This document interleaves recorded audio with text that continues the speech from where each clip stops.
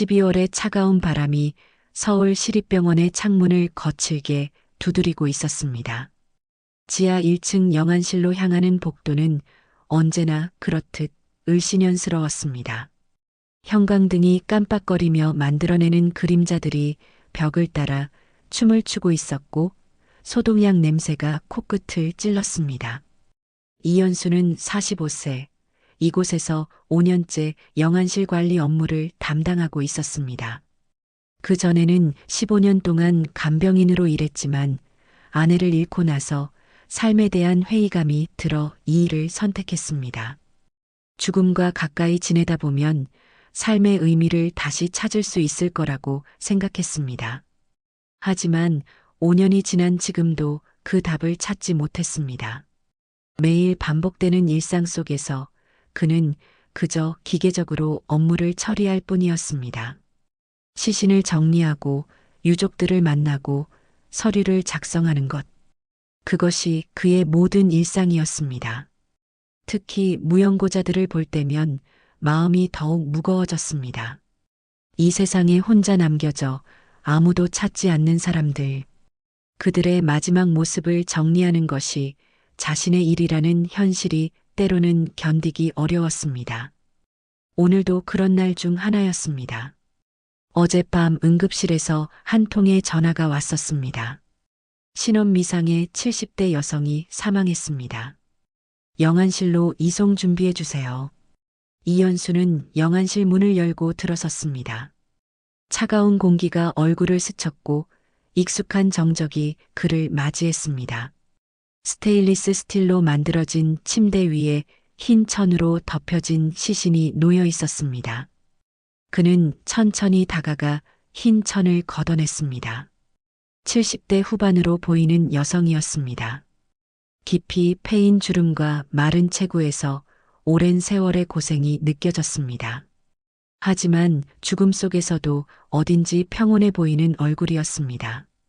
응급실에서 온 기록을 다시 확인해 보았습니다. 길거리에서 의식을 잃은 채 발견됨. 신분증 없음. 연고자 불명. 병원 도착 시 이미 사망 상태. 간단 명료한 기록이었지만 그 뒤에 숨겨진 이야기는 아무도 알 수 없었습니다. 이연수는 정해진 절차에 따라 시신의 옷을 확인하기 시작했습니다. 낡은 겨울 코트에 털이 빠진 스웨터, 해진 바지. 모든 것이 오래되고 초라했습니다. 하지만 옷들은 나름대로 깨끗하게 관리되어 있었습니다. 이 여성이 어려운 상황에서도 자신을 돌보려 노력했다는 것을 보여주는 증거였습니다. 외투의 오른쪽 주머니에는 동전 몇 개와 낡은 휴지가 들어 있었습니다. 왼쪽 주머니를 확인하던 중 그의 손가락 끝에 작은 종이 뭉치가 느껴졌습니다. 조심스럽게 꺼내보니 여러 번 접혀져 구겨진 작은 쪽지였습니다. 쪽지를 펼치는 순간 이연수의 손이 멈췄습니다. 그의 눈이 커졌고 심장이 빠르게 뛰기 시작했습니다. 미안해요, 어머니. 더 잘해드렸어야 했는데. 영원히 사랑해요, 도영이가. 떨리는 글씨체로 쓰여진 이 짧은 문장이 이연수의 마음을 강하게 흔들었습니다. 글씨는 급하게 쓴 듯 보였지만 그 안에 담긴 감정의 무게는 결코 가볍지 않았습니다. 종이도 여러 번 접혀져 오랫동안 주머니에 들어 있었던 것 같았습니다. 이연수는 쪽지를 다시 한번 자세히 들여다보았습니다. 필체는 분명 성인 남성의 것으로 보였습니다. 그런데 이상했습니다. 무연고자로 처리된 노인의 주머니에서 이런 개인적인 메시지가 나올 리가 없었기 때문입니다. 더욱이 쪽지에는 어머니라고 쓰여 있었습니다. 이것은 이 여성이 누군가의 어머니라는 뜻이었습니다. 그렇다면 왜 그 누군가는 어머니의 죽음을 알지 못하는 것일까요? 아니면 알고 있으면서도 나타나지 않는 것일까요? 이연수는 15년간 간병인으로 일하면서 수많은 가족들을 보아왔습니다. 마지막 순간까지 환자 곁을 지키는 가족들, 멀리서나마 안부를 묻는 가족들, 그리고 안타깝게도 환자를 외면하는 가족들까지. 하지만 이런 상황은 처음이었습니다. 그는 시신을 다시 살펴보았습니다. 손톱은 깨끗하게 정리되어 있었고 머리카락도 나름대로 단정했습니다.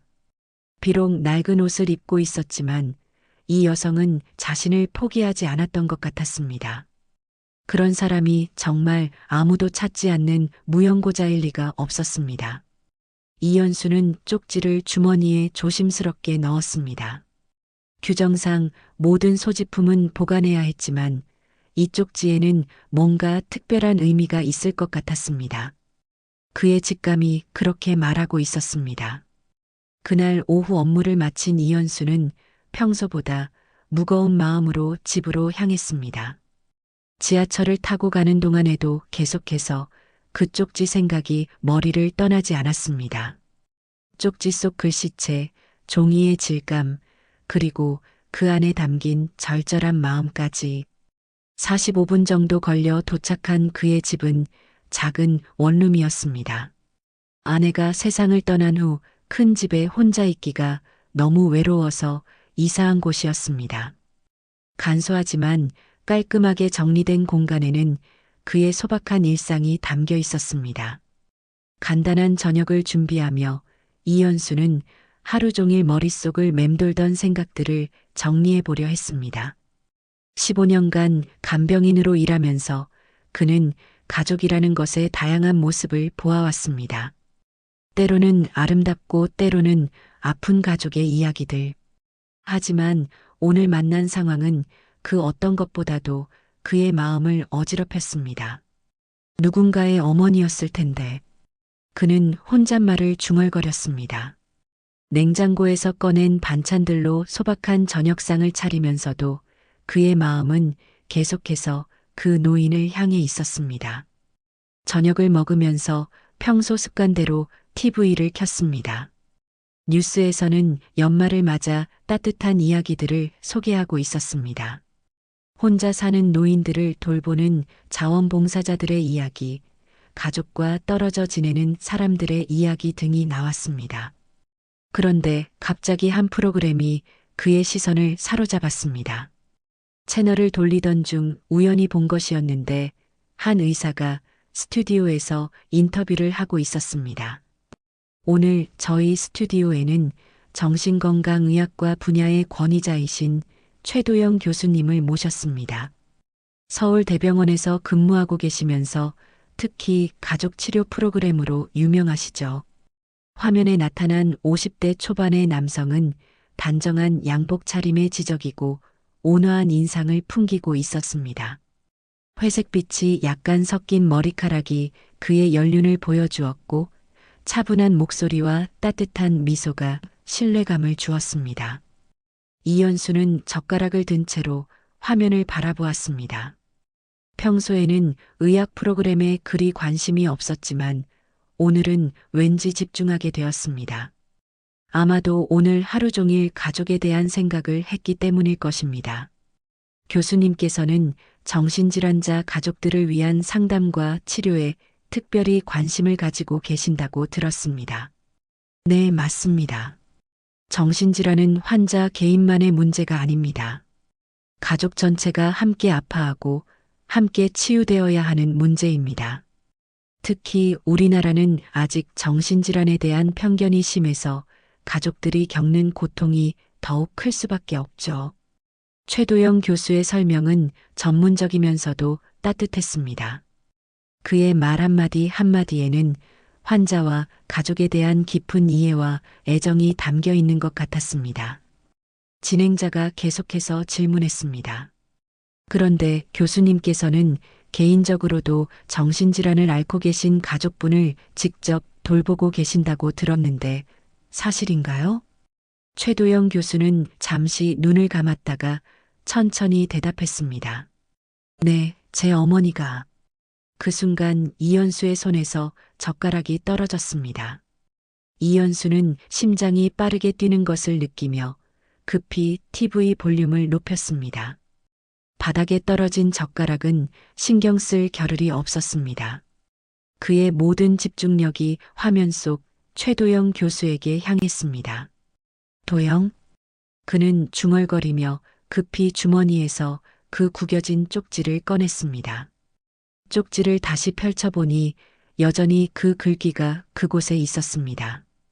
미안해요, 어머니, 더 잘해드렸어야 했는데. 영원히 사랑해요, 도영이가. 화면에서 최도영 교수가 계속 이야기하고 있었습니다. 어머니께서는 15년 전부터 조현병을 앓고 계십니다. 처음에는 증상이 그리 심하지 않았지만 시간이 지나면서 점점 악화되었어요. 하지만 저는 절대 포기할 수 없었습니다. 진행자가 감동한 표정으로 고개를 끄덕였습니다. 정말 존경스럽습니다. 바쁜 의사 업무를 하시면서도 어머님을 직접 돌보신다니. 가족이라는 것은 그런 것 아니겠습니까? 어머니는 저에게 의사가 되는 꿈을 심어주신 분입니다. 어릴 때부터 도영이는 꼭 의사가 되어서 아픈 사람들을 도와야 한다고 항상 말씀하셨거든요. 그런 어머니를 제가 어떻게 외면할 수 있겠습니까?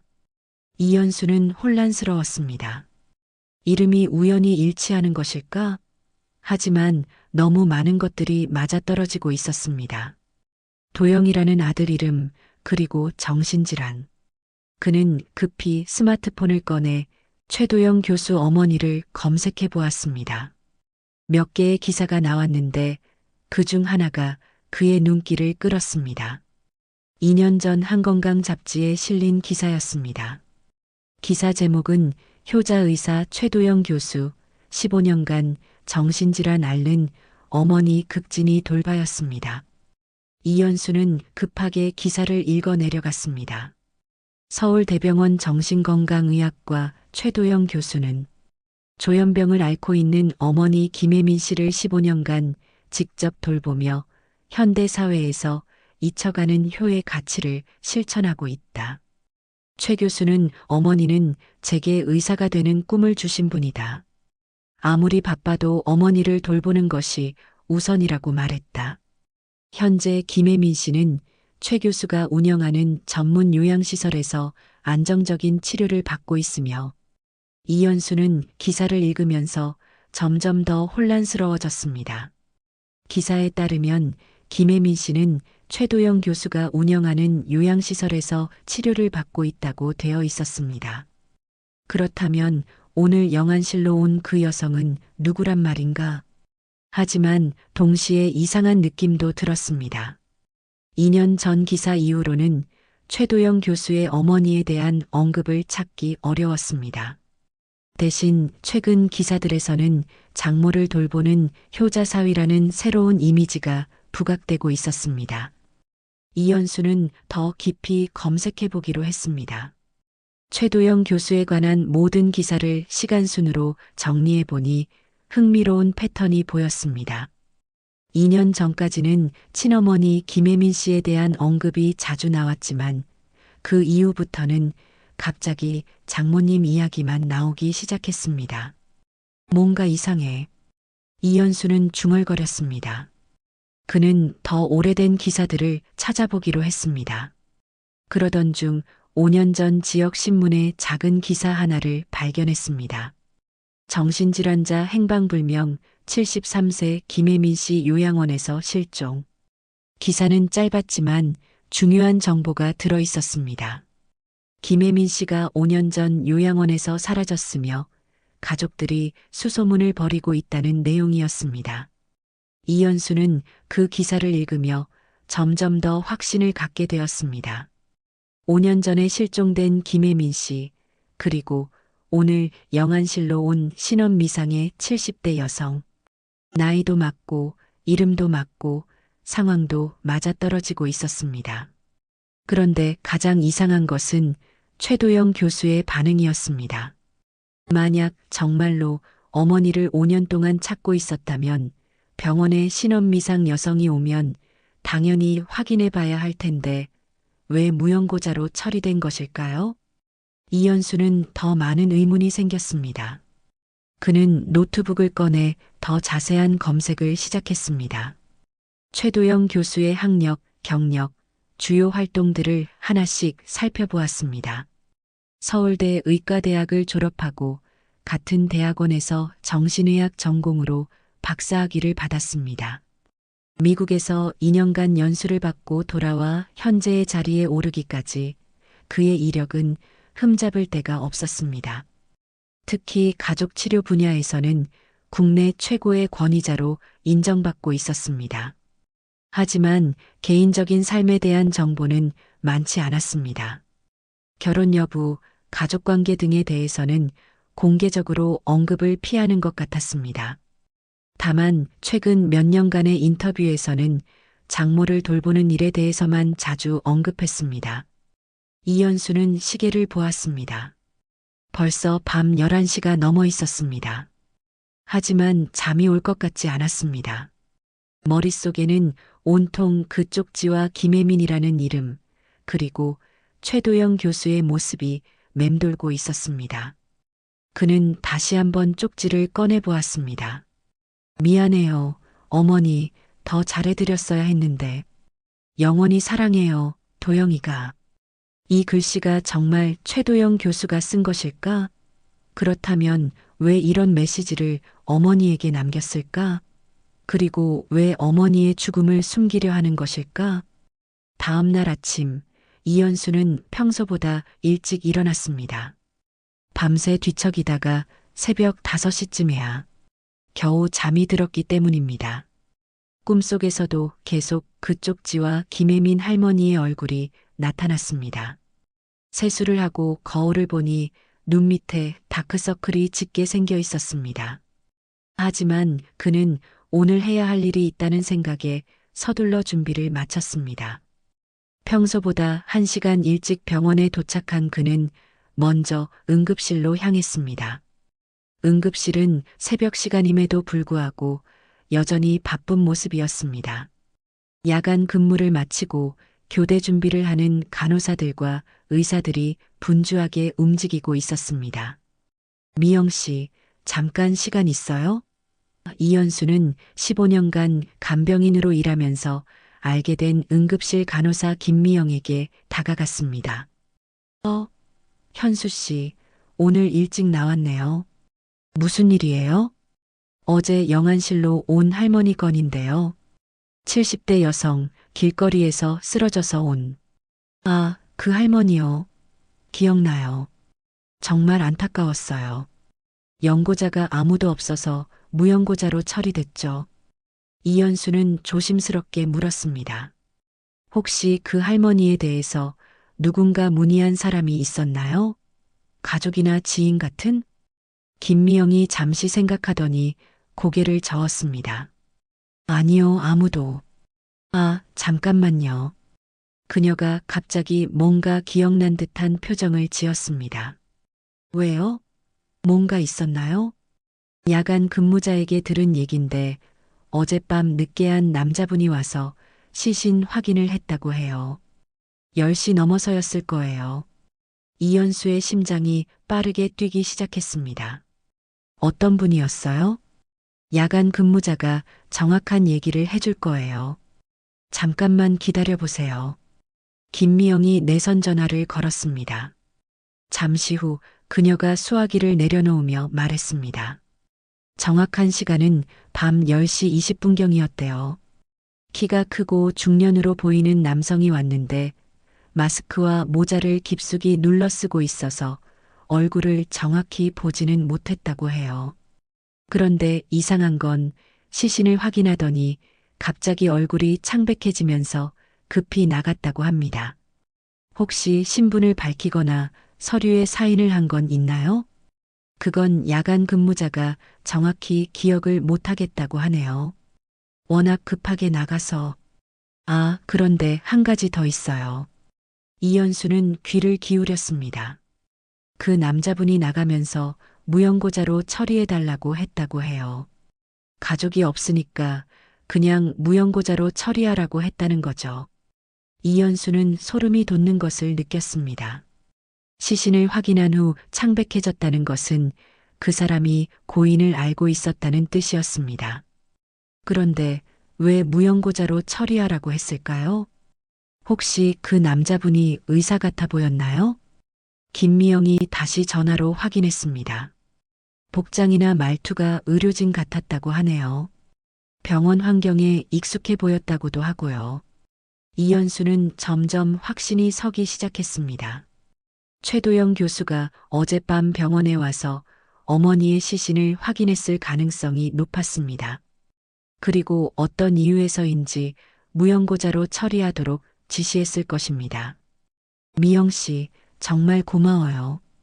그런데 이 얘기는 다른 사람에게 하지 말아주세요. 무슨 일인지는 모르겠지만 알겠어요. 조심하세요, 현수 씨. 이현수는 응급실을 나와 영안실로 향했습니다. 오늘은 평소와 다른 하루가 될 것 같았습니다. 그는 이제 진실을 찾기 위한 본격적인 행동을 시작해야 했습니다. 그날 오후 퇴근 시간이 되자 이현수는 곧바로 지역 도서관으로 향했습니다. 집에서 하는 인터넷 검색만으로는 한계가 있다고 판단했기 때문입니다.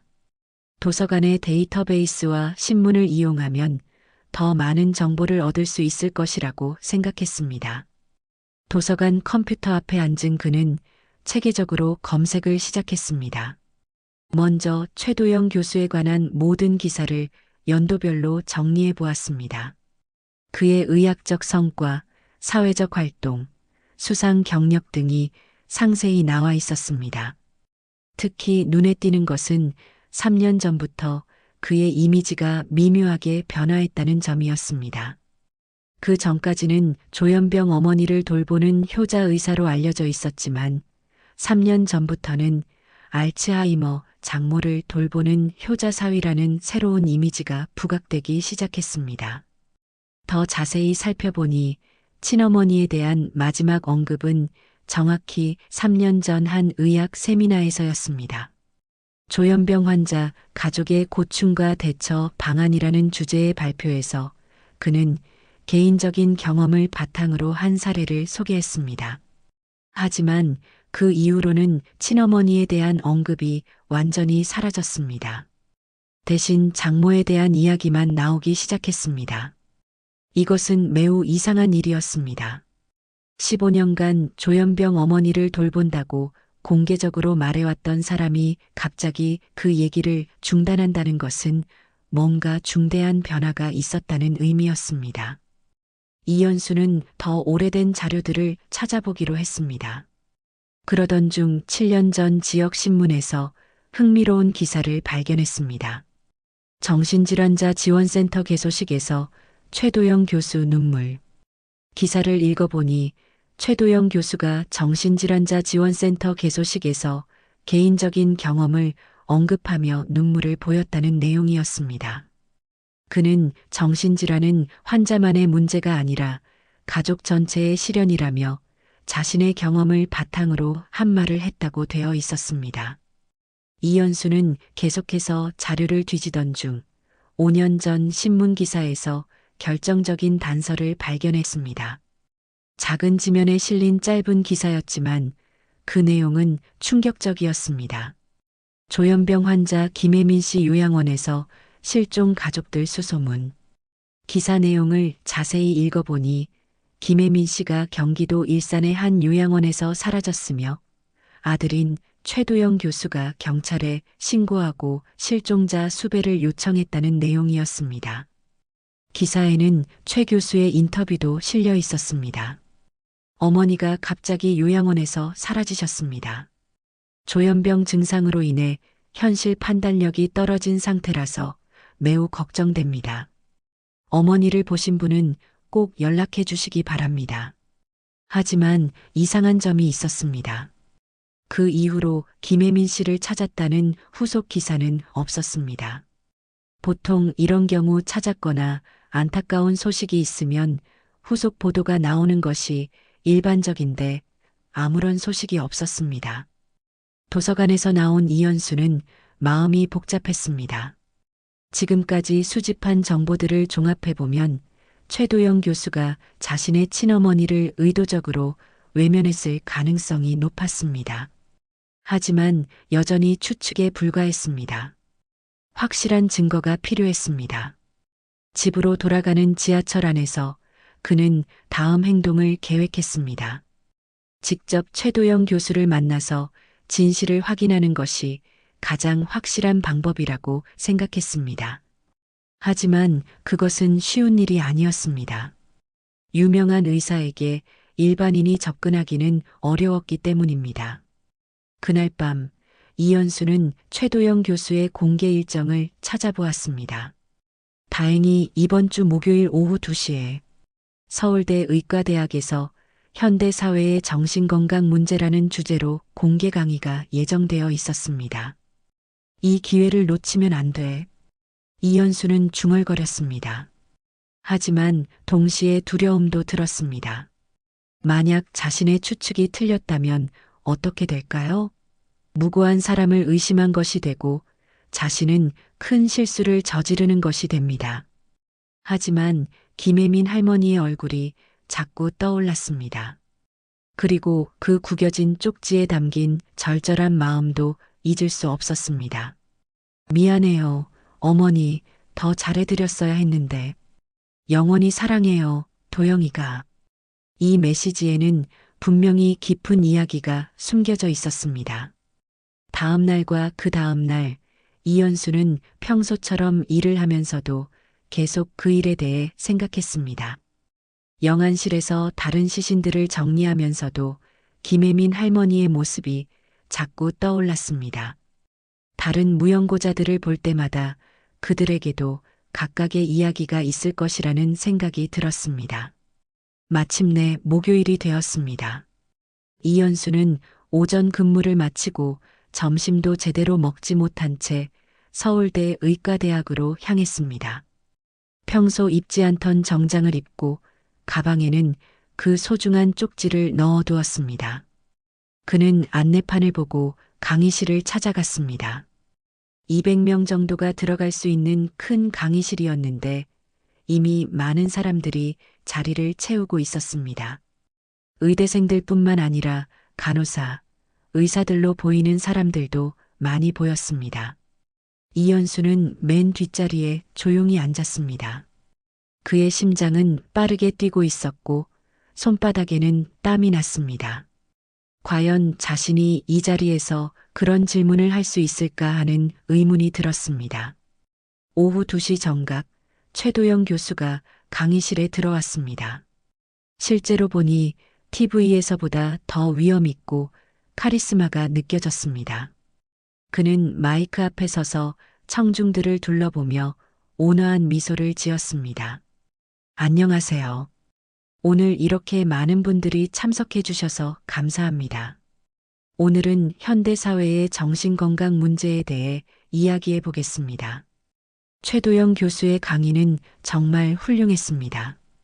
복잡한 정신의학적 개념들을 일반인도 이해할 수 있게 쉽게 설명했고 실제 사례들을 들어가며 생생하게 전달했습니다. 특히 가족의 역할에 대해 강조할 때는 그의 목소리에 깊은 감정이 묻어났습니다. 정신질환은 환자만의 문제가 아닙니다. 가족 전체가 함께 아파하고 함께 치유되어야 합니다. 하지만 현실적으로 가족들이 견디기 어려운 상황이 많습니다. 그때 우리 의료진이 가족들에게도 도움을 주어야 합니다. 이현수는 복잡한 심정으로 강의를 들었습니다. 최도영 교수의 말은 정말 옳았고 환자와 가족에 대한 깊은 이해를 보여주었습니다. 하지만 과연 그가 자신의 어머니에게도 같은 마음으로 대했을까 하는 의문이 들었습니다. 1시간의 강의가 끝나고 질의응답 시간이 되었습니다. 이현수는 천천히 자리에서 일어났습니다. 질문 있으신가요? 최도영 교수가 청중들을 둘러보며 말했습니다. 몇 명의 학생들이 손을 들고 전문적인 질문을 했습니다. 교수는 각각의 질문에 정성스럽게 답변했습니다. 이현수는 가슴이 뛰는 것을 느끼며 손을 천천히 들었습니다. 강의실 뒤쪽에서 손을 든 그를 최도영 교수가 발견했습니다. 네, 뒤쪽 분 질문하세요. 이현수는 일어서면서 목소리를 가다듬었습니다. 교수님, 김혜민 할머니를 아십니까? 그 순간 강의실 안의 공기가 얼어붙었습니다. 최도영 교수의 얼굴이 순간적으로 창백해졌고 그의 손에 들고 있던 마이크가 미세하게 떨렸습니다. 학생들과 청중들은 무슨 일인지 모르겠다는 표정으로 서로를 바라보았습니다. 누구십니까? 최도영 교수의 목소리가 떨렸습니다. 저는 시립병원 영안실에서 근무하는 이현수입니다. 지난주 화요일에 김혜민 할머니의 시신을 담당했습니다. 강의실 안에 웅성거림이 퍼졌습니다. 영안실? 시신? 무슨 얘기지? 하는 속삭임들이 여기저기서 들려왔습니다. 최도영 교수는 빠르게 상황을 수습하려 했습니다. 죄송합니다만 개인적인 질문은 강의 후에 따로 받겠습니다. 다음 질문 있으신가요? 하지만 이현수는 물러서지 않았습니다. 교수님, 지난주 화요일 밤 10시 20분경에 병원 응급실을 방문하셨죠? 김혜민 할머니의 시신을 확인하고 무연고자로 처리하라고 지시하셨다고 들었습니다. 이번에는 최도영 교수가 완전히 당황한 기색을 보였습니다. 그는 손수건으로 이마에 땀을 닦으며 말했습니다. 학생 여러분, 죄송하지만 오늘 강의는 여기까지 하겠습니다. 갑작스러운 개인적인 상황이 생겨서 다음 주에 보충 강의로 만나 뵙겠습니다. 학생들이 실망한 표정으로 웅성거리며 천천히 자리를 떠나기 시작했습니다. 최도영 교수는 이현수에게 다가와 낮은 목소리로 말했습니다. 제 연구실로 오세요. 지금 당장요. 의과대학 건물 5층에 있는 최도영 교수의 연구실은 그의 지위와 명성을 보여주는 공간이었습니다. 넓은 실내에는 고급 가구들이 배치되어 있었고 벽면에는 수많은 상장과 학위증, 그리고 유명 인사들과 함께 찍은 사진들이 빼곡히 걸려 있었습니다.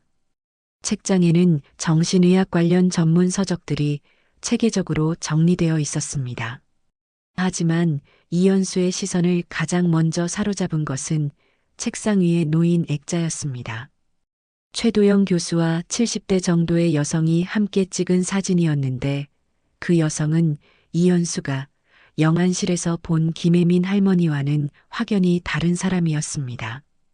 단정한 옷차림에 건강해 보이는 모습이었습니다. 최도영 교수는 문을 닫으며 이현수를 날카롭게 바라보았습니다. 당신이 도대체 무슨 말을 하는 건지 모르겠군요.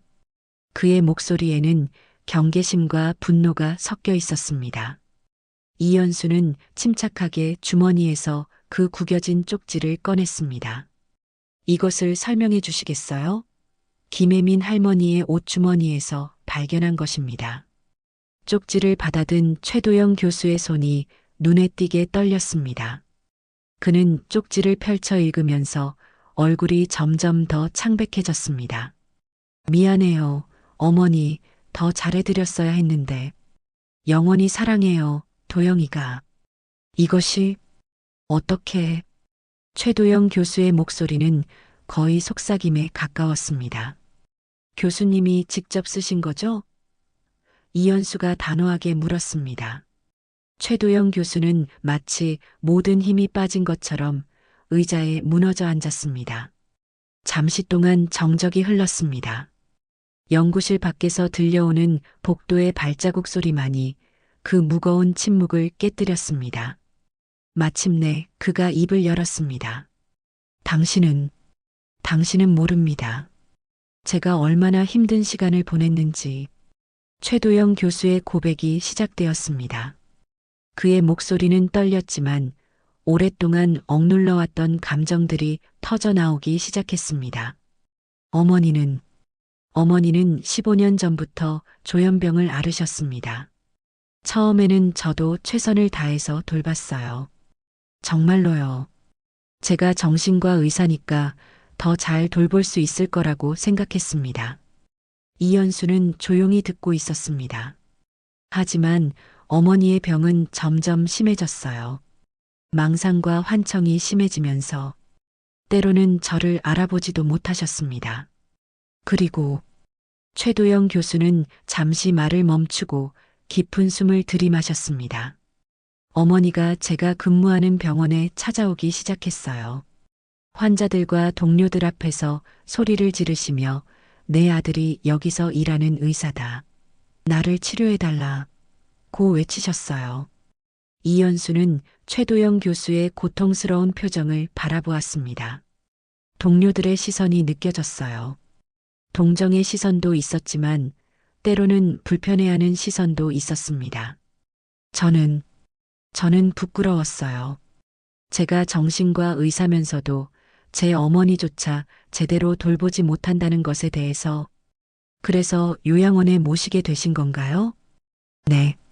그때까지만 해도 저는 어머니를 위한다고 생각했어요. 전문적인 치료를 받으시는 게 더 좋을 거라고 합리화했습니다. 처음에는 자주 찾아갔어요. 일주일에 두세 번은 갔죠.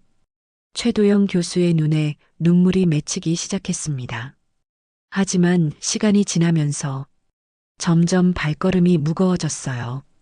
어머니는 저를 알아보지 못하시는 날이 많아졌고 저는 제 일에 더 집중하게 되었습니다. 논문을 쓰고 학회에서 발표하고 TV에 출연하고 그럴수록 어머니에게 가는 시간은 줄어들었어요.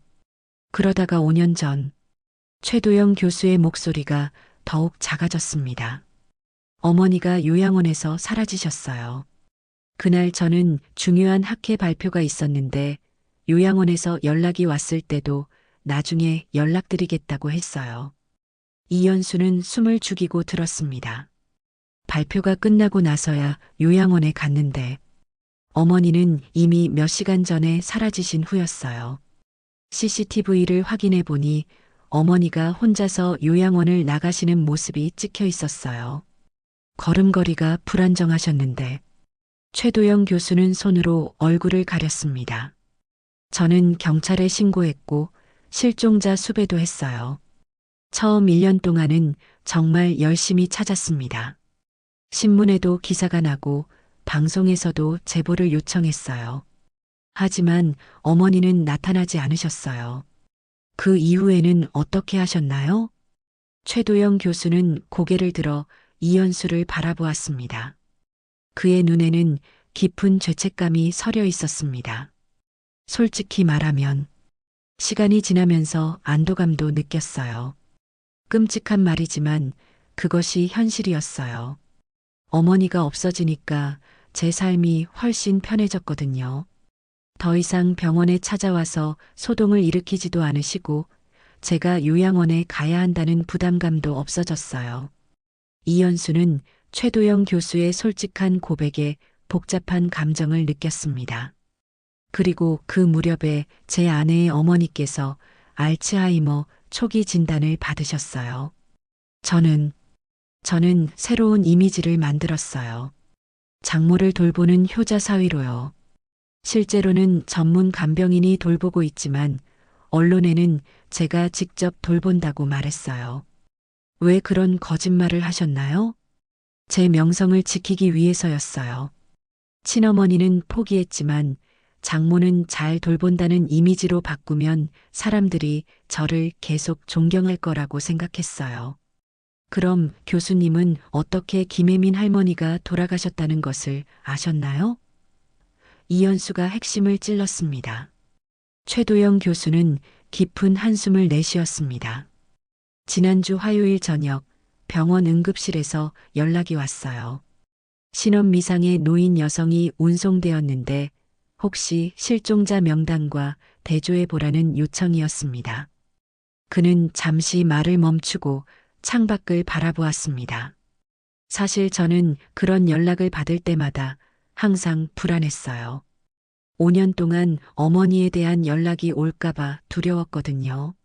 하지만 그날은 제가 직접 확인해 보겠다고 했어요. 왜 그랬는지 지금도 모르겠어요. 이연수는 최도영 교수의 떨리는 목소리에 집중했습니다. 밤 10시가 넘어서 병원에 갔어요. 응급실 담당 간호사가 저를 영안실로 안내했고 그곳에서 시신을 보는 순간 저는 충격을 받았어요. 5년이라는 시간이 지났지만 그분이 제 어머니라는 것을 바로 알 수 있었어요. 최도영 교수의 목소리가 더욱 떨렸습니다. 하지만 어머니의 모습은 너무나 초췌하셨어요. 말라빠진 몸, 낡은 옷가지들.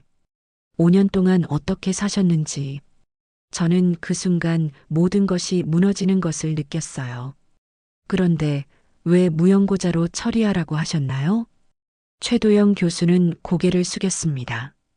저는 패닉 상태였어요.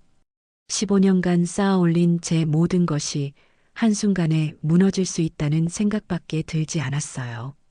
만약 제가 어머니를 5년 동안 방치했다는 사실이 알려지면 제 명성은 물론이고 제 가족의 생활까지 모든 것이 파괴될 거라고 생각했어요. 그래서 어머니를 부인하신 건가요? 네. 저는 겁쟁이였어요.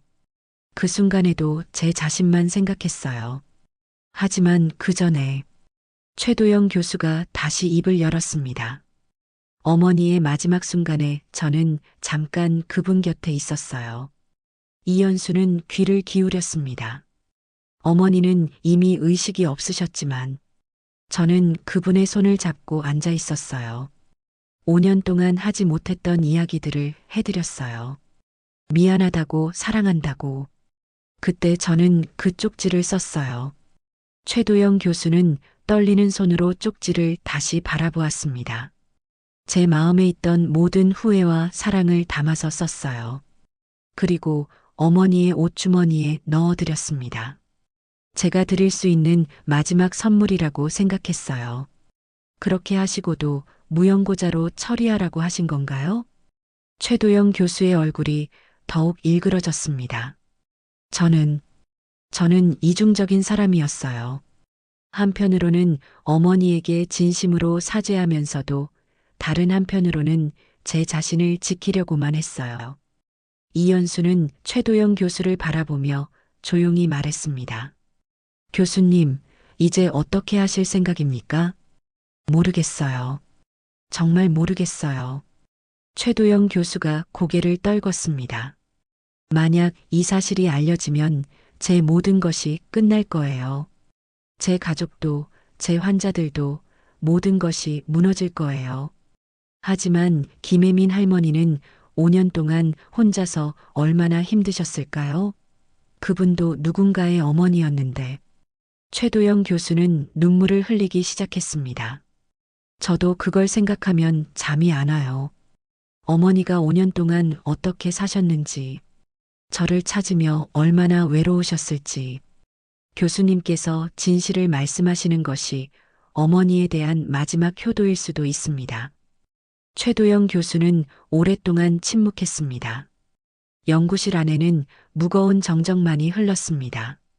어머니가 어디서 어떻게 사셨는지 알아보고 싶습니다. 이연수가 말했습니다. 혹시 그분에 대해 더 알 수 있는 곳이 있을까요? 최도영 교수는 잠시 망설이더니 서랍에서 낡은 수첩을 꺼냈습니다. 5년 전 어머니가 사라지시기 전에 가끔 언급하셨던 곳들이 있어요. 여기 적어둔 게 있습니다. 그는 수첩을 넘기며 한 페이지를 펼쳤습니다. 강서구 화곡동. 어머니가 어릴 때 살던 동네라고 하셨어요. 가끔 그곳에 가고 싶다고 말씀하셨거든요. 이연수는 주소를 메모했습니다. 교수님, 15년 동안 정말 어머니를 사랑하셨나요? 물론입니다. 최도영 교수가 즉시 대답했습니다. 사랑했어요. 지금도 사랑해요. 하지만 저는 약한 사람이었어요. 어머니에 대한 사랑보다 제 자신에 대한 걱정이 더 컸어요. 그럼 이제는 어떻게 하시겠어요?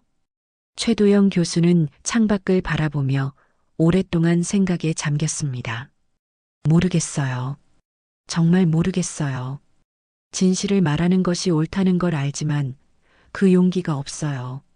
이연수는 자리에서 일어났습니다.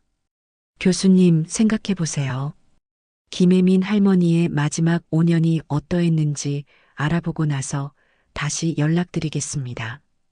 그날 오후 이현수는 최도영 교수가 알려준 주소를 찾아 강서구 화곡동으로 향했습니다. 지하철을 타고 가면서 그는 김혜민 할머니가 마지막 5년을 어떻게 보내셨을지 상상해 보았습니다. 화곡동에 도착하니 오래된 주택들이 빼곡히 들어선 동네였습니다. 골목길이 미로처럼 얽혀 있었고 곳곳에 작은 상점들이 있었습니다. 이현수는 가장 오래되어 보이는 슈퍼마켓부터 찾아가 보기로 했습니다. 안녕하세요. 혹시 이 근처에 김혜민이라는 할머니 아세요? 이현수가 60대로 보이는 가게 주인에게 물었습니다. 혜민이 할머니? 가게 주인의 얼굴이 밝아졌습니다. 물론 알죠. 우리 동네에서 5년 넘게 사셨는데. 그런데 한 달 전부터 안 보이시더라고요. 어떤 분이셨나요? 이현수가 조심스럽게 물었습니다. 가게 주인이 따뜻한 미소를 지으며 말했습니다. 참 좋은 분이셨어요. 가끔 혼자 중얼거리기도 하시고 이상한 행동을 하기도 했지만 나쁜 사람은 절대 아니었어요. 항상 정중하게 인사하시고 가게에 오시면 감사합니다라고 꼭 말씀하셨거든요. 이현수의 가슴이 따뜻해졌습니다. 가족은 없으셨나요? 혼자 사셨어요. 하지만 가끔 자기 아들 자랑을 하셨죠. 가게 주인이 웃으며 말했습니다. TV에 나오는 유명한 의사라면서요.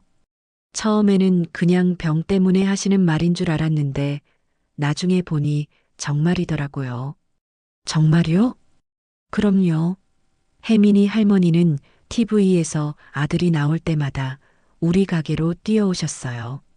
우리 도영이 나왔어요. 우리 도영이 또 나왔어요. 라고 기뻐하시면서 모든 사람들에게 자랑하셨죠.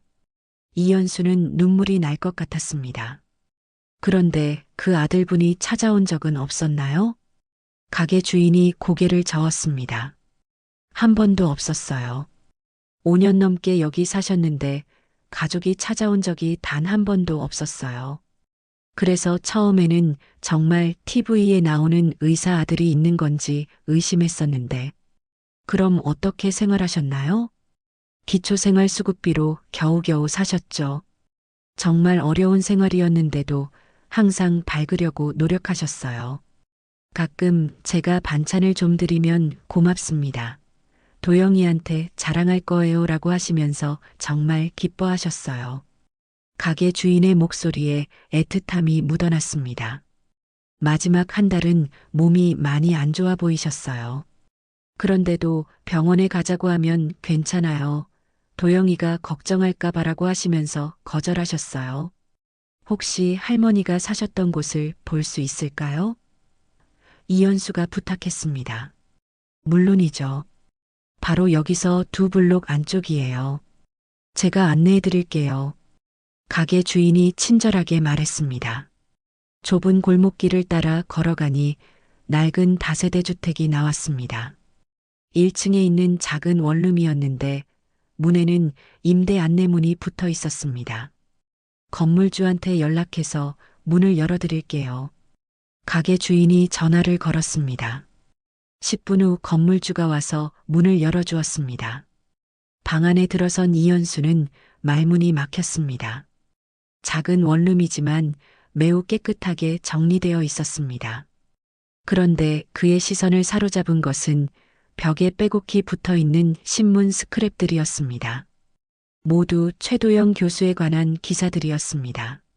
서울대병원 최도영 교수, 새로운 치료법 개발, 정신건강 분야 권위자, 최도영 교수, 효자의사로 유명한 최도영 교수 등등 수십 개의 기사가 벽을 가득 채우고 있었습니다.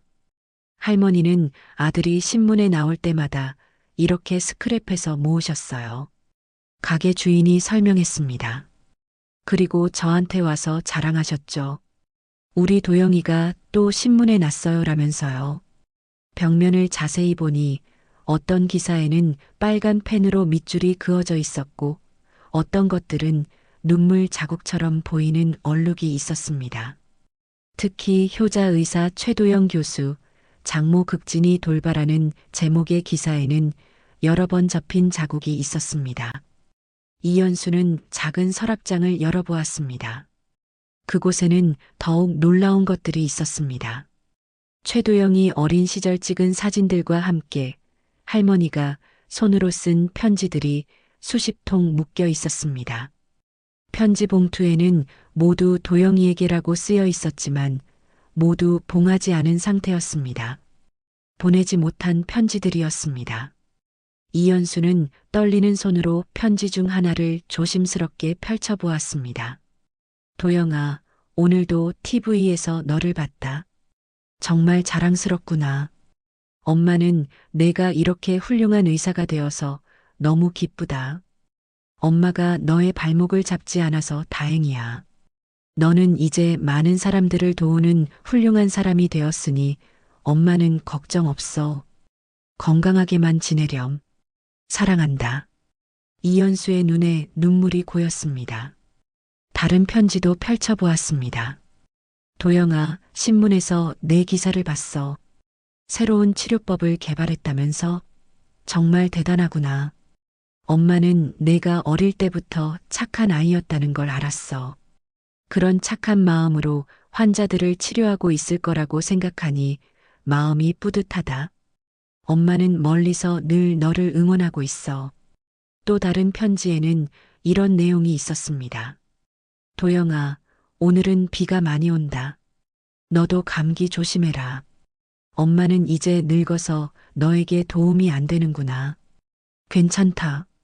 너는 훌륭한 의사가 되어서 많은 사람들을 도와야 해. 엄마가 너의 명예에 상처를 주면 안 되니까 멀리서 지켜볼게.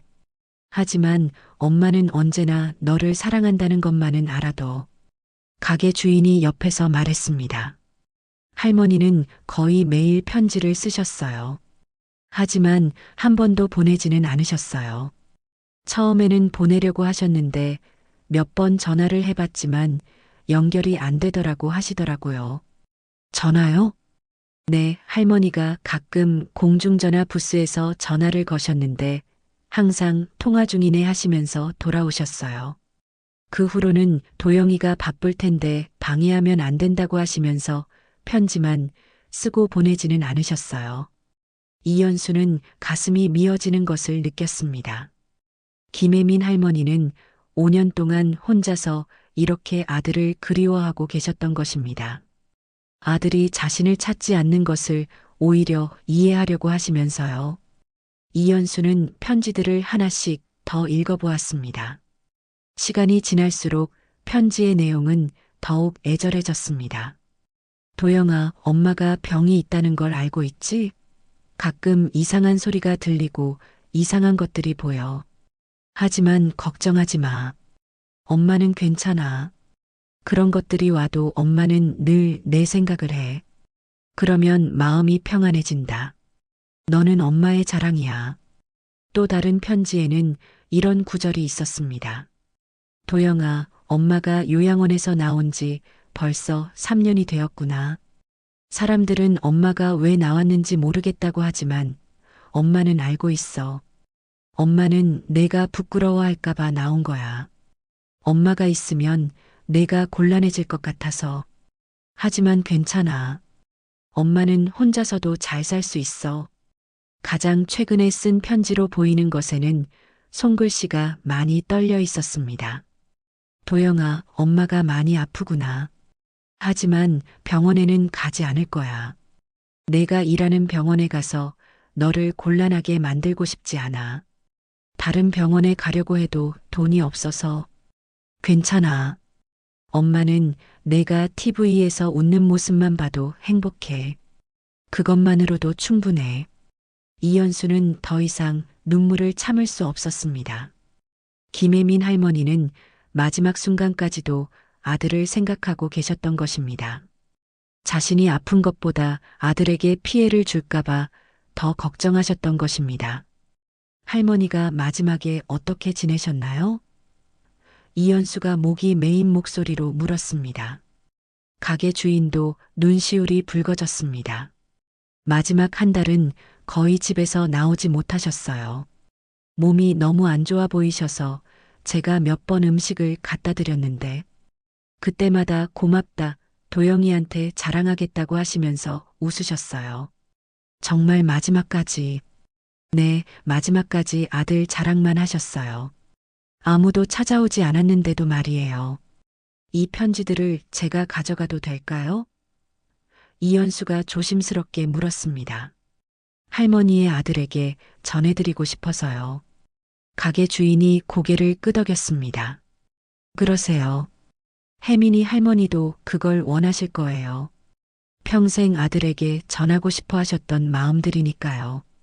이현수는 편지들을 조심스럽게 정리해서 가방에 넣었습니다. 그리고 김혜민 할머니가 모은 신문 스크랩들도 몇 개 가져갔습니다. 집으로 돌아가는 지하철에서 이현수는 편지들을 다시 한번 읽어보았습니다. 읽을 때마다 가슴이 아팠지만 동시에 김혜민 할머니의 위대한 모성애에 감동받았습니다. 그날 밤 이현수는 중요한 결정을 내렸습니다. 이 진실을 세상에 알려야 한다고 생각했습니다. 김혜민 할머니의 마지막 소원이 아들에게 전해져야 하고 최도영 교수도 자신의 거짓말에서 벗어날 수 있어야 했습니다. 다음 날 아침 이현수는 인터넷에서 최도영 교수의 향후 일정을 찾아보았습니다. 며칠 후 방송국에서 건강한 사회를 위한 대화라는 생방송 프로그램에 출연할 예정이었습니다. 주제는 현대사회의 가족관계였습니다. 이보다 더 적절한 기회는 없을 거야. 이현수는 중얼거렸습니다. 그는 대담한 계획을 세웠습니다. 그 방송국에 가서 직접 진실을 폭로하는 것이었습니다. 물론 쉽지 않을 것이라는 걸 알고 있었지만 김혜민 할머니를 위해서는 해야 할 일이었습니다. 방송 당일까지 며칠의 시간이 있었습니다. 이현수는 그 시간 동안 더 많은 증거들을 수집하고 자신의 계획을 구체화했습니다. 그는 김혜민 할머니의 편지들과 그 구겨진 쪽지, 그리고 5년간의 신문 스크랩들을 준비했습니다. 방송 당일인 금요일 오후, 이현수는 평소보다 일찍 퇴근했습니다. 집에 가서 정장으로 갈아입고 김혜민 할머니의 편지들과 신문 스크랩들, 그리고 그 소중한 쪽지를 가방에 넣었습니다. 거울을 보니 긴장한 기색이 역력했지만 그의 눈에는 확고한 의지가 서려 있었습니다.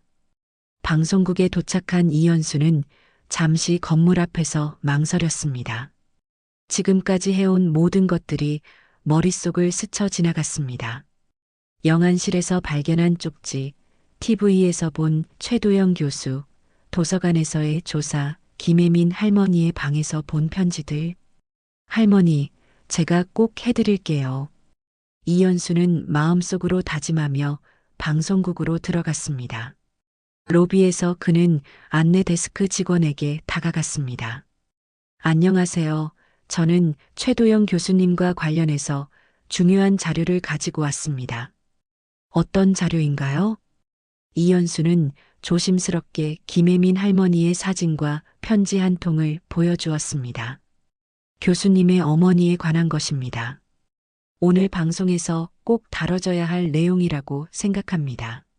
안내 데스크 직원이 잠시 망설이더니 내선 전화를 걸었습니다.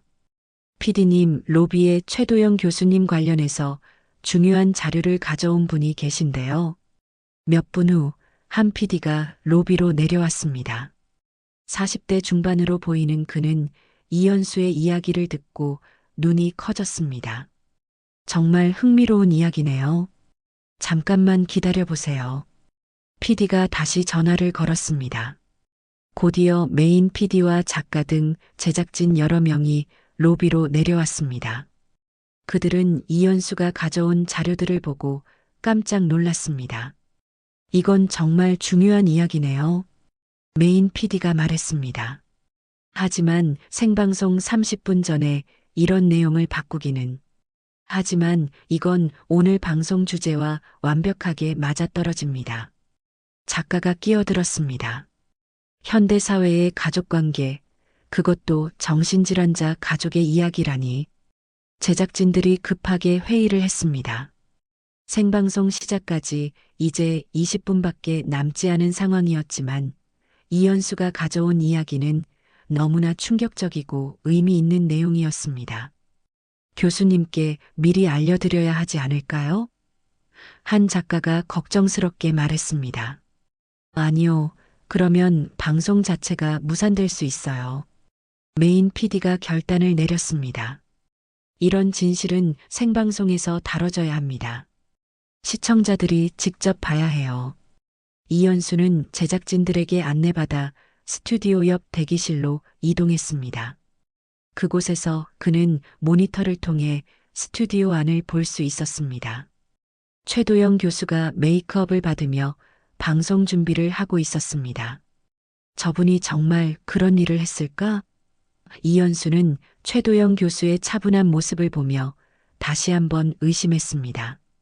하지만 김혜민 할머니의 편지들과 그 절절한 내용들이 모든 의문을 잠재웠습니다. 생방송 시작 5분 전 메인 PD가 이현수에게 다가왔습니다. 방송 중간에 스튜디오로 들어가실 수 있도록 준비해 드릴게요. 하지만 정말 확실한 건가요? 이건 한 사람의 인생을 바꿀 수 있는 일이에요. 네, 확실합니다. 이현수가 단호하게 대답했습니다. 김혜민 할머니를 위해서라도 진실이 밝혀져야 합니다. 스튜디오에서는 진행자가 방송 시작을 알리고 있었습니다. 안녕하세요. 건강한 사회를 위한 대화 시간입니다. 오늘은 현대 사회의 가족관계에 대해 이야기해 보겠습니다. 스튜디오에는 서울대병원 정신건강의학과의 최도영 교수님을 모셨습니다. 최도영 교수는 평소와 같이 온화한 미소로 인사했습니다. 안녕하세요. 교수님께서는 특히 가족치료 분야의 권위자로 유명하시죠. 그리고 개인적으로도 가족을 극진히 돌보시는 것으로 알려져 있습니다. 네, 가족이라는 것은 우리 사회의 가장 기본적인 단위입니다. 특히 정신질환자가 있는 가족의 경우에는 방송이 시작된 지 15분 정도 지났을 때 메인 PD가 이현수에게 신호를 보냈습니다. 이제 스튜디오로 들어갈 시간이었습니다. 이현수는 가방을 들고 조용히 스튜디오 뒤쪽 문으로 들어갔습니다. 스튜디오 안에서는 최도영 교수가 가족 치료의 중요성에 대해 열변을 토하고 있었습니다. 정신질환자 가족들은 환자만큼이나 고통받습니다. 하지만 그들을 포기해서는 안 됩니다. 끝까지 함께해야 합니다. 그 순간 진행자가 준비된 큐카드를 보며 말했습니다. 잠깐만요, 교수님. 오늘 방송에 특별한 손님이 오셨는데요. 교수님과 관련된 중요한 이야기를 가져오셨다고 합니다. 최도영 교수가 고개를 돌리자 이현수가 스튜디오 뒤쪽에서 천천히 걸어 나왔습니다. 두 사람의 눈이 마주치는 순간 최도영 교수의 얼굴이 순간적으로 창백해졌습니다. 당신이 왜 여기에? 최도영 교수가 당황하며 중얼거렸습니다. 진행자가 이현수를 소개했습니다. 이분은 시립병원 영안실에서 근무하시는 이현수 씨입니다. 교수님과 관련된 특별한 이야기를 가져오셨다고 하는데요. 이현수는 마이크 앞에 서서 전국의 시청자들을 바라보았습니다. 그의 심장은 빠르게 뛰고 있었지만 목소리는 침착했습니다. 안녕하세요. 저는 지난주에 한 분의 시신을 담당했습니다. 길거리에서 쓰러져 돌아가신 김혜민이라는 70대 할머니였습니다. 최도영 교수의 손이 떨리기 시작했습니다. 그분의 옷주머니에서 이런 쪽지를 발견했습니다. 이현수가 구겨진 쪽지를 꺼냈습니다. 미안해요, 어머니. 더 잘해드렸어야 했는데. 영원히 사랑해요. 스튜디오가 조용해졌습니다. 카메라는 최도영 교수의 창백한 얼굴을 비추고 있었습니다. 교수님, 이현수가 최도영 교수를 바라보며 말했습니다. 김혜민 할머니는 교수님의 어머니가 맞죠? 전국의 시청자들이 숨을 죽이고 화면을 바라보고 있었습니다. 최도영 교수는 입을 열려다가 다시 닫았습니다. 그의 이마에 땀방울이 맺히기 시작했습니다. 진행자도 당황한 기색이 역력했습니다. 이게 무슨 말씀인가요? 이연수가 가방에서 김혜민 할머니의 편지들을 꺼냈습니다. 할머니는 5년 동안 혼자 살면서 아들에게 이런 편지들을 쓰셨습니다. 하지만 단 한 통도 보내지 않으셨어요. 그는 편지 중 하나를 펼쳐 읽었습니다. 도영아, 오늘도 TV에서 너를 봤다. 정말 자랑스럽구나. 엄마가 너의 발목을 잡지 않아서 다행이야. 너는 훌륭한 의사가 되었으니 엄마는 걱정 없어. 스튜디오에 있던 스태프들까지 모두 조용해졌습니다. 이연수의 목소리만이 정적을 깨뜨렸습니다. 할머니는 마지막까지 아들을 자랑스러워 하셨습니다. 신문에 교수님이 나올 때마다 스크랩해서 모으시고 TV에 나오시면 동네 사람들에게 자랑하셨어요. 그런데 이연수가 최도영 교수를 똑바로 바라보았습니다. 교수님은 5년 전 어머니가 요양원에서 사라지신 후 한 번도 찾아뵙지 않으셨죠. 그리고 지난주 병원에서 어머니의 시신을 확인하고도 무연고자로 처리하라고 지시하셨습니다. 최도영 교수가 마침내 입을 열었습니다. 저는, 하지만 말이 나오지 않았습니다. 이연수가 계속했습니다.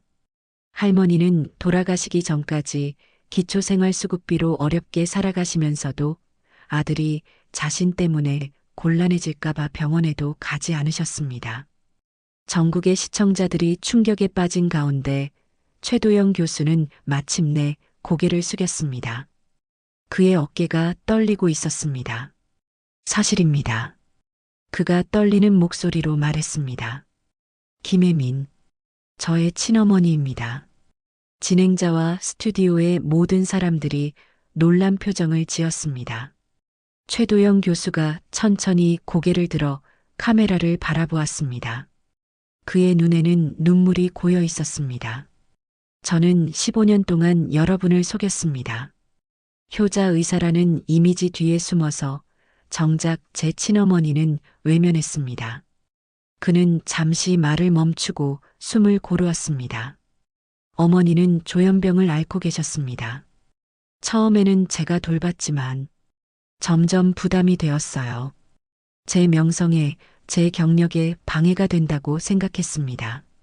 그래서 요양원에 모셨고 5년 전 실종되셨을 때도 솔직히 말하면 안도감을 느꼈습니다. 스튜디오가 조용해졌습니다. 전국의 시청자들이 숨을 죽이고 그의 고백을 듣고 있었습니다. 제가 돌보고 있다고 말씀드린 분은 제 장모님입니다. 실제로는 전문 간병인이 돌보고 계시고 저는 그저 가끔 안부만 묻습니다. 모든 것이 거짓이었어요. 이연수가 조용히 말했습니다. 교수님, 할머니가 마지막에 남기신 말씀을 전해드리고 싶어요. 최도영 교수가 고개를 끄덕였습니다. 할머니는 돌아가시기 전까지도 도영이가 걱정할까봐 병원에 가지 않으셨다고 합니다. 그리고 매일 교수님이 나오는 TV 프로그램을 보시며 자랑스러워 하셨어요. 최도영 교수의 눈에서 눈물이 흘러내렸습니다. 최도영 교수는 손수건으로 눈물을 닦으며 계속 말했습니다. 저는 지난주 병원에서 어머니를 마지막으로 뵈었습니다. 5년 만에 다시 본 어머니는 너무나 초췌하셨어요.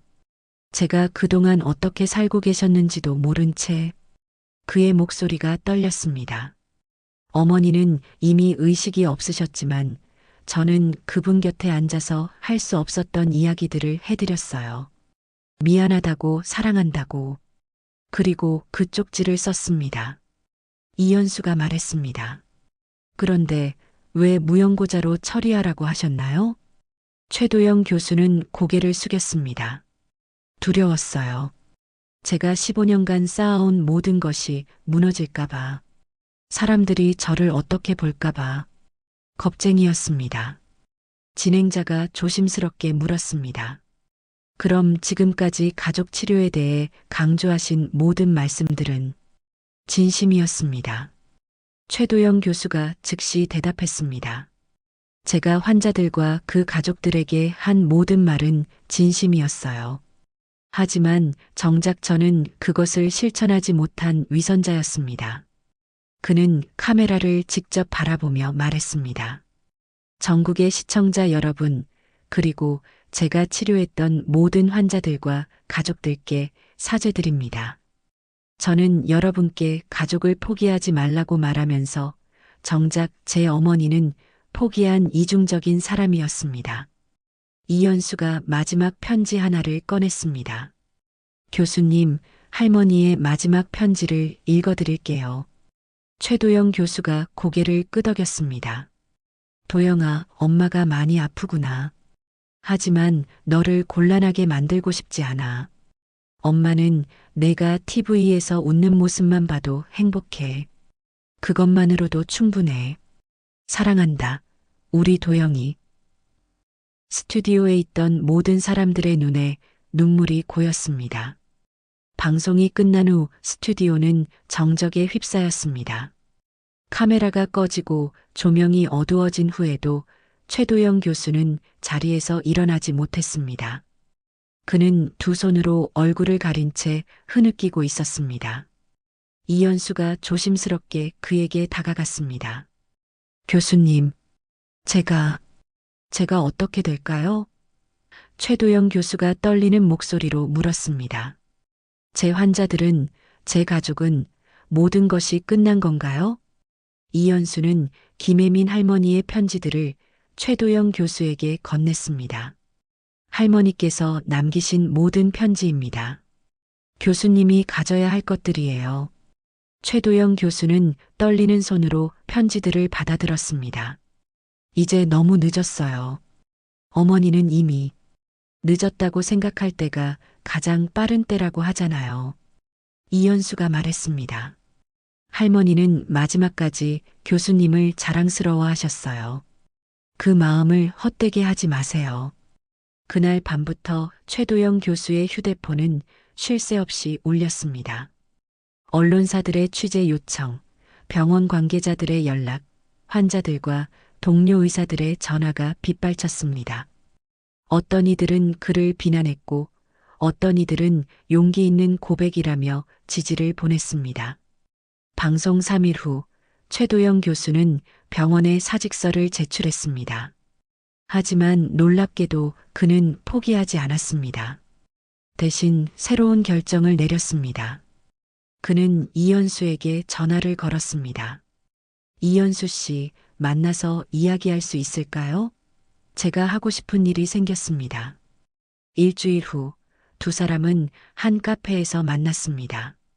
최도영 교수는 많이 수척해져 있었지만 그의 눈에는 이전에 볼 수 없었던 결연함이 있었습니다.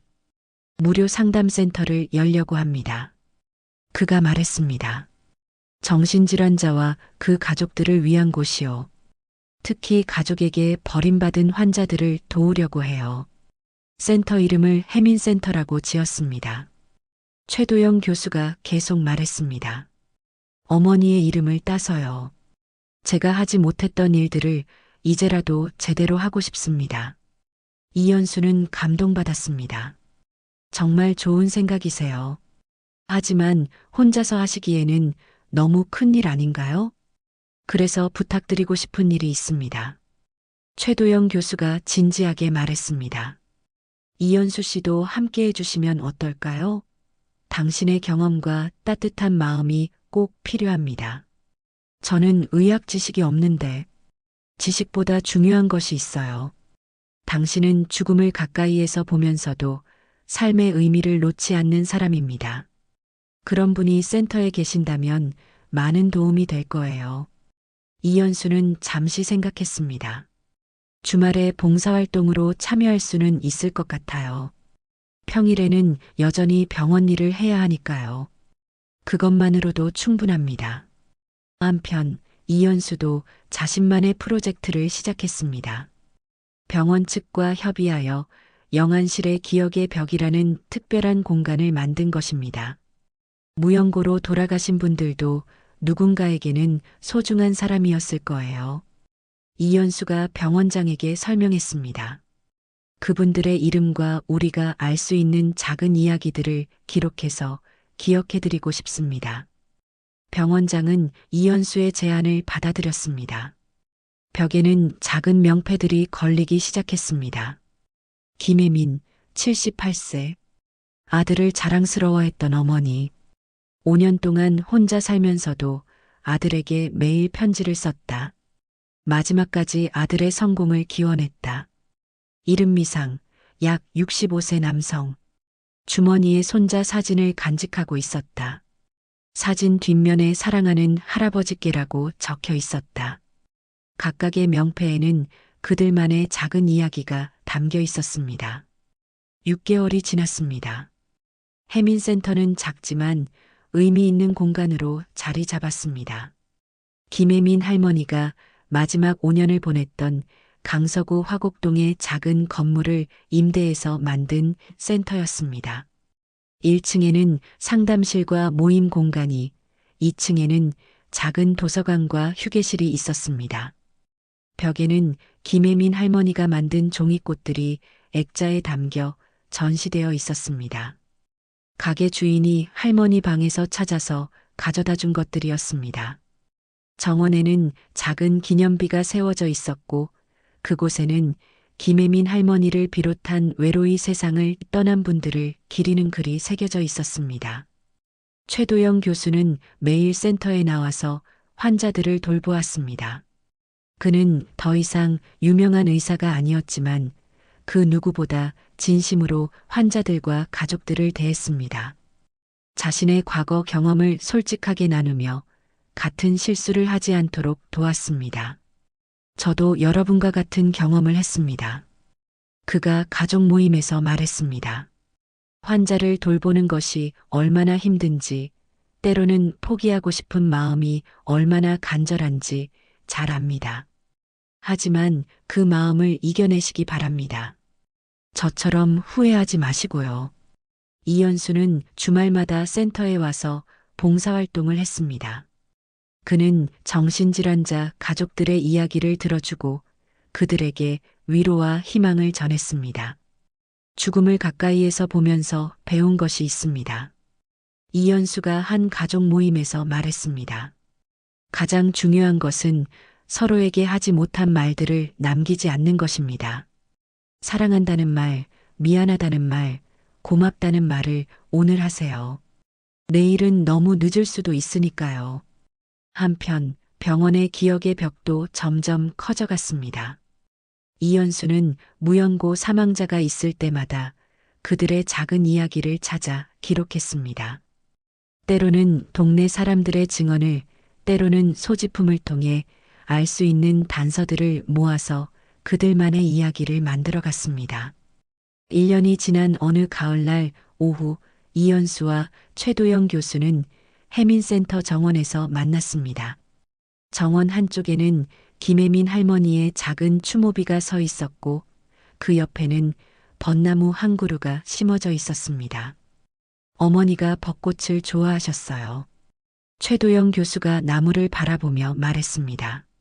어릴 때 매년 봄마다 벚꽃 구경을 함께 했었죠. 내년 봄에는 이 나무에도 꽃이 필 거예요. 이연수는 고개를 끄덕였습니다. 할머니가 좋아하실 거예요. 감사합니다. 최도영 교수가 진심을 담아 말했습니다. 당신이 아니었다면 저는 평생 거짓 속에서 살았을 거예요. 그리고 어머니의 마지막 마음도 영원히 모른 채로요. 저도 감사합니다. 이연수가 답했습니다. 할머니의 이야기를 통해 제 삶의 의미를 다시 찾게 되었으니까요. 그들 앞에는 센터를 찾는 사람들이 하나둘 들어오고 있었습니다. 정신질환을 앓는 환자들, 그들을 돌보느라 지친 가족들, 그리고 상실의 아픔을 겪고 있는 사람들, 모두 다른 이야기를 가지고 있었지만 이곳에서는 서로의 아픔을 이해하고 위로받을 수 있었습니다. 저녁 해가 지면서 하늘이 붉게 물들었습니다. 이연수와 최도영 교수는 조용히 추모비 앞에 꽃을 놓았습니다. 할머니, 이제 평안히 쉬세요. 최도영 교수가 속삭였습니다. 늦었지만 아들이 제대로 된 일을 하고 있어요. 이연수도 마음속으로 말했습니다. 할머니의 사랑이 헛되지 않았어요. 많은 사람들이 그 사랑 덕분에 희망을 찾고 있어요. 세상에는 아직도 많은 김혜민 할머니들이 있을 것입니다. 가족의 외면 속에서도 끝까지 사랑을 놓지 않는 사람들, 자신의 아픔보다 가족의 행복을 먼저 생각하는 사람들, 그리고 그들의 이야기는 누군가에 의해 발견되기를 기다리고 있을 것입니다. 누군가에게 전하지 못한 마음이 있다면 오늘이 그 이야기를 시작하기에 가장 좋은 날일지도 모릅니다. 사랑한다고 말하기엔 내일이 너무 늦을 수도 있으니까요. 여러분, 오늘 이야기는 어떠셨나요? 이야기가 마음에 닿았다면 구독과 좋아요 부탁드릴게요. 여러분의 따뜻한 댓글 하나가 모두에게 큰 힘이 됩니다. 감사합니다.